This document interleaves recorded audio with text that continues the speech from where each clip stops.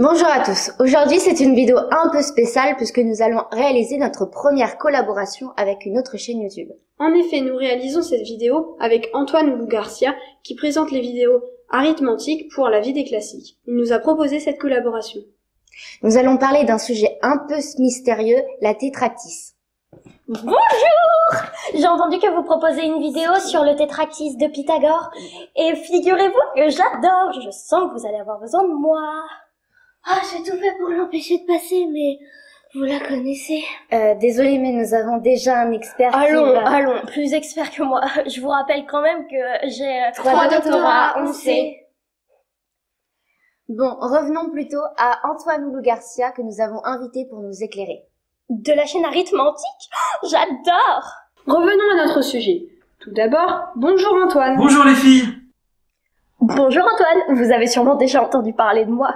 Non, mais je crois que vous voulez parler de la tétractys aujourd'hui. C'est un sujet passionnant. Tout à fait Antoine, c'est un concept développé par Pythagore et ses disciples. Léa va commencer par nous dire qui est Pythagore. Pythagore est un mathématicien bien mystérieux. Beaucoup de légendes courent autour de sa personne, mais comme il n'a laissé aucun écrit, il est bien difficile de démêler le vrai du faux. Si je puis me permettre, ce manque de sources était assez normal, puisque Pythagore et ses disciples, les pythagoriciens, prenaient le secret sur leur doctrine. Oui bon, laissez-moi parler un peu. Son existence est attestée. Il est né à Samos, une île grecque, en 569 avant Jésus-Christ. Il a beaucoup voyagé pour parfaire ses connaissances mathématiques, notamment en Égypte et à Babylone. Il est parti fonder une école à Crotone, en Sicile, et il est mort en 475 avant Jésus-Christ. On est à l'étroit ici, vous ne trouvez pas? Dans cette école, on étudie la philosophie, les mathématiques, les sciences naturelles, et toute sa pensée était organisée autour des nombres. Antoine, pouvez-vous nous en dire plus? Pour Pythagore, les principes sont les nombres et leurs rapports, qu'il appelle aussi harmonie, ainsi que les objets composés des deux qu'il appelle géométriques. Bref, en termes simples, pour Pythagore, chaque élément de l'univers peut être associé à un nombre. Je crois que pour les pythagoriciens, si l'on en croit Aristote, l'arithmétique, la géométrie et la physique étaient un même domaine de connaissance. Tout à fait. Ainsi, le point géométrique, le grain élémentaire, l'atome si l'on peut dire, peut être associé au nombre 1. Et de là, on peut écrire des nombres sous forme géométrique, sous forme de triangle, sous forme de carré, sous forme de pentagone par exemple. Le grand arithméticien Nicomaque de Géras, lui-même très influencé par la pensée pythagoricienne, en fait une liste assez détaillée dans son introduction arithmétique. L'intérêt de représenter des nombres sous forme géométrique est double. D'une part, donner une esthétique figurée à l'abstraction et d'autre part, en déduire des propriétés calculatoires. Bon, nous n'étions pas là pour parler de tétractys, parce que franchement, au bout d'un moment... Nous, oui, vous, non, il y avait sans doute de la lumière et puis vous êtes encore rentrés comme d'habitude. Nous allons donc parler de cette fameuse tétractys. En effet, Antoine nous le disait il y a quelques instants, les nombres peuvent se représenter comme des figures géométriques. La tétractys correspond au nombre de 10. Voilà, c'est ça!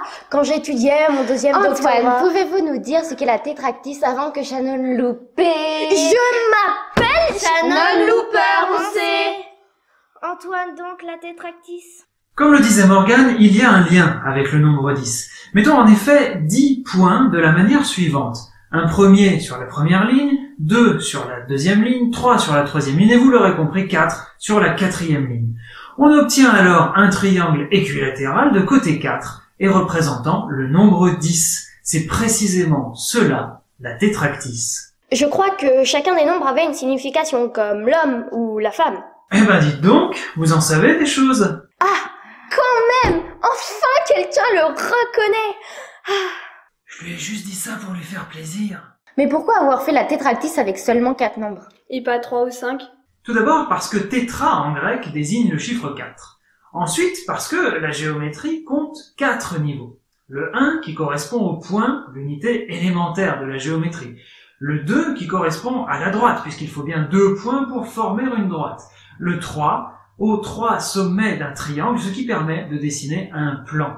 Enfin, le 4 qui correspond aux 4 sommets de la pyramide, qui permet de passer dans la géométrie dans l'espace. Le 1, le 2, le 3, le 4 permettent ainsi de former l'ensemble de la géométrie. Or, la somme de ces nombres fait 10. C'est pourquoi la tétractys représente symboliquement à la fois l'ensemble de l'univers, mais aussi son harmonie. C'est une conception bien étrange de nos jours. Mais les pythagoriciens existent-ils encore? Beaucoup de gens croient aujourd'hui que le monde est mathématique, tout comme les pythagoriciens le croyaient. Néanmoins, l'école pythagoricienne n'existe plus de nos jours, notamment parce que sa philosophie a été remise en question par la découverte que racine carrée de 2 ne peut pas s'écrire sous la forme d'un quotient de 2 nombres entiers, alors même que racine carrée de 2 existe dans la nature. C'est tout simplement la diagonale d'un carré de côté 1.